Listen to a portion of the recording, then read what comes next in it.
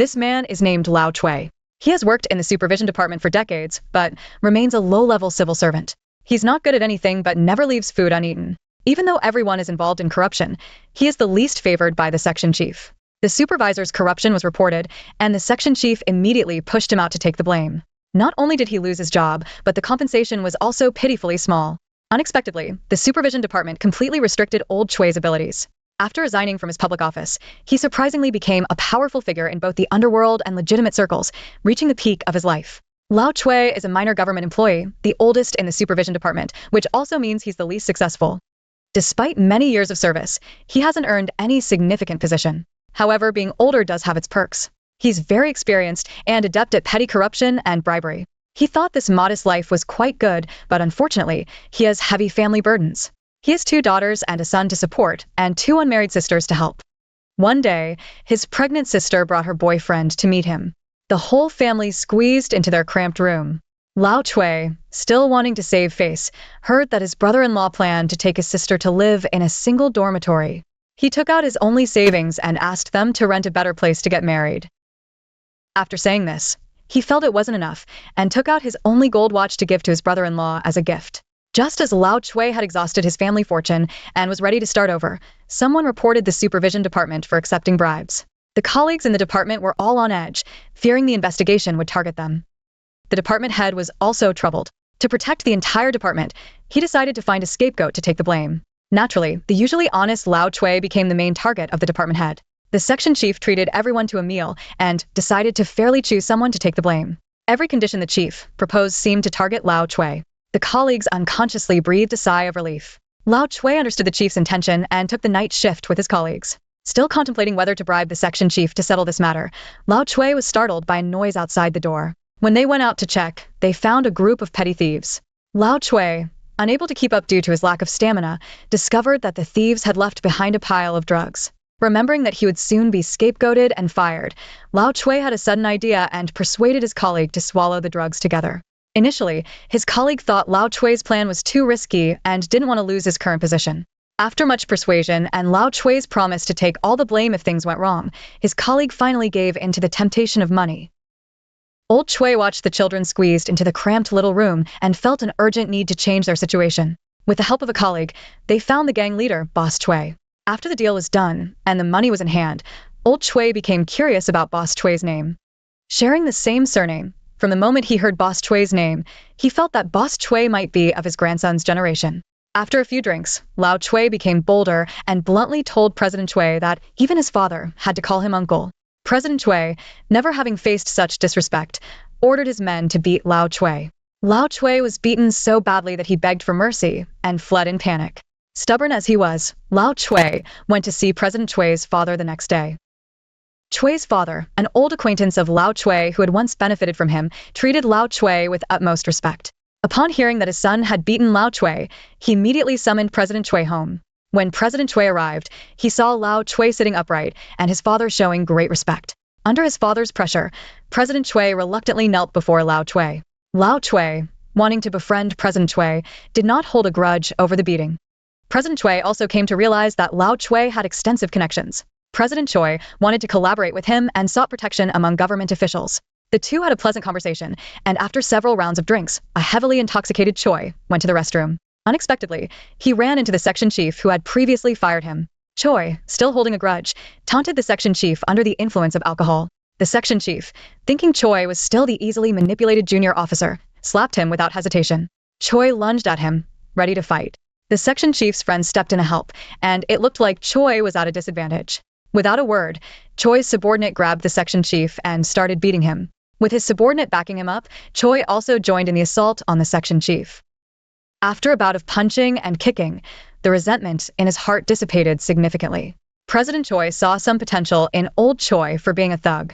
They hit it off and decided to start a business together. From then on, old Chui became President Chui's right-hand man, handling various political matters for him. Old Chui's life changed completely. He finally moved his children out of their cramped house and started a new life. One day, Lao Chui ran into a former official he knew at a hotel. The official was surprised to see that after Lao Chui resigned, he was always surrounded by followers, indicating he was no ordinary person. The official had a favor to ask. It turned out he had opened a nightclub with a gangster named Jean Banhu, agreeing to hold a 24% stake. The nightclub was booming every day, but he hadn't received a single penny. Jean Banhu always claimed the expenses were enormous. Fearing the gangster's power, the official remained silent. When Old Chui heard how profitable the nightclub business was, he wanted a piece of it. He discussed taking over the nightclub with President Chui. However, President Chui hesitated. Jean Banhu used to be his subordinate, and taking his territory without a valid reason would break the Underworld's rules. Lao Chui came up with a plan. He took the officials to negotiate, deliberately provoking Jean Banhu to make them strike first. As long as they dared to hit Lao Chui, President Chui would have a reason to take over the nightclub. The two agreed and began their act. Jean Banhu, not knowing who Lao Chui was, thought he was just some reckless guy and beat him up without hesitation. Seeing that the bait was taken, President Chui followed the original plan and led his men to take over the nightclub. Only then did Jean Banhu realize he had fallen into Lao Chui's trap. President Chui quickly beat Jean Banhu black and blue. This crushing defeat made the Golden Tiger lose face in front of his subordinates, so he secretly plotted against President Chui, leading to both being imprisoned. Old Chui used his connections to clear his name and get released. He then approached the most successful prosecutor in the Chui family, offering 3 golden toads as a gift, successfully rescuing President Chui. Impressed by Old Chui's capabilities, President Chui made him his confidant. Their business grew bigger and bigger, and Old Chui became increasingly arrogant, feeling that President Chui was inferior to him in every way. He was his little brother.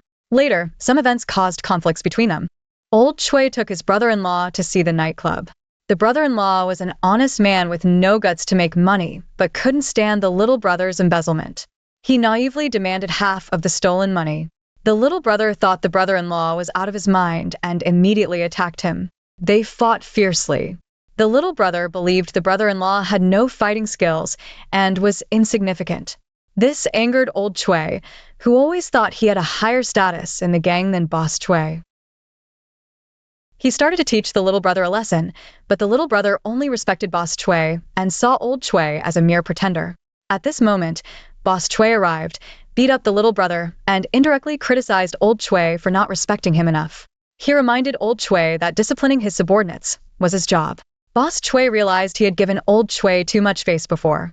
This emboldened Old Chui. As his business grew, his power became immense, and he no longer needed Old Chui. He began to oppose Old Chui at every turn. Their approaches were different.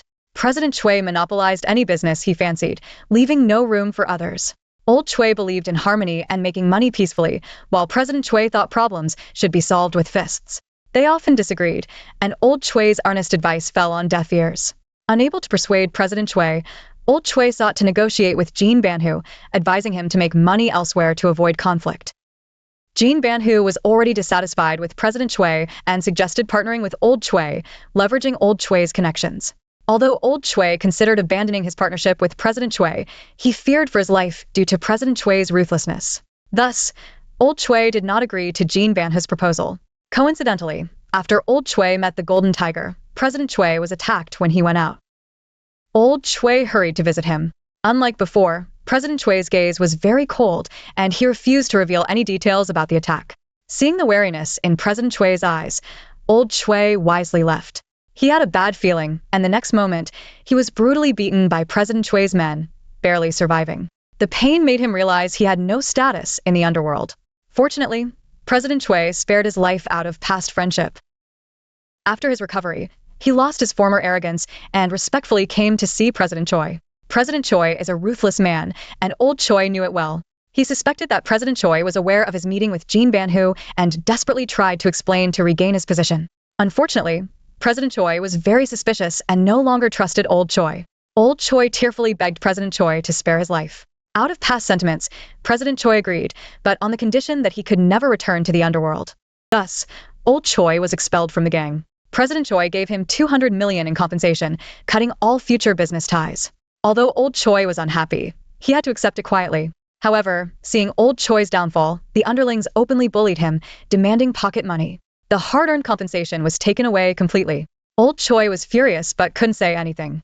Remembering the previous beatings, he knew that without President Chui's protection, these underlings would only become more brazen. Feeling frustrated, Old Chui drinks to drown his sorrows. The more he thinks, the angrier he gets. Despite his years of dedication to President Chui, he has gained nothing in return. He even wishes he could shoot President Chui. Taking advantage of this moment, Jean Banhu pulls old Chui to his side. Thus, old Chui and Jean Banhu join forces. Soon, the new president launched a massive crackdown on criminal organizations, targeting Chairman Choi's group. As a gangster, Kim Ban-ho was on edge, but Chairman Choi remained calm. With Choi's influence, Kim Ban-ho was sure to escape unscathed. Choi began to use his connections again, but this time he hit a wall. The prosecutor appeared to agree with Choi but actually saw this as an opportunity to advance his career. Unfortunately, Kim Ban-ho was too small a fish. His help in the official career was minimal, but letting go of the Golden Tiger was clearly impossible. To protect himself, old Choi changed his strategy and collaborated with the prosecutor to capture the Golden Tiger. It wasn't until he was in prison that the Golden Tiger realized he had been tricked. Wishing to tear Lao Chui into pieces, the Golden Striped Tiger was brought to justice. The prosecutor reduced Lao Chui's sentence. Originally facing 15 years in prison, he now only needs to serve 3 years before being released. Lao Chui definitely doesn't want to go to jail. He thought of a better bargaining chip and decided to help the prosecutor catch President Choi. The prosecutor had long wanted to catch this big fish, but President Choi was very cunning and kept hiding. The prosecutor couldn't find his whereabouts. So, old Choi began his performance. He pretended that his whole family was moving to the United States and started dealing with properties everywhere. President Choi heard rumors from the prosecutor's office that old Choi had gained his freedom by betraying him. Feeling that he was ungrateful, he angrily tied up old Choi for questioning. Old Choi pretended to be scared and used his glib tongue to explain his good intentions. He claimed that spreading the news was a delaying tactic and that he had already arranged a fake identity for President Choi to help him escape to the United States for a while. President Choi also felt it was not wise to appear for the time being and decided to accept old Choi's suggestion. Seeing that the fish had taken the bait, old Choi took the passport to find President Choi as agreed, with the prosecutor following closely behind.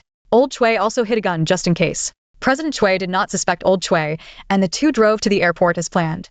As the car moved forward, it was suddenly blocked on the road. Surrounded from both sides, President Choi realized he had been betrayed.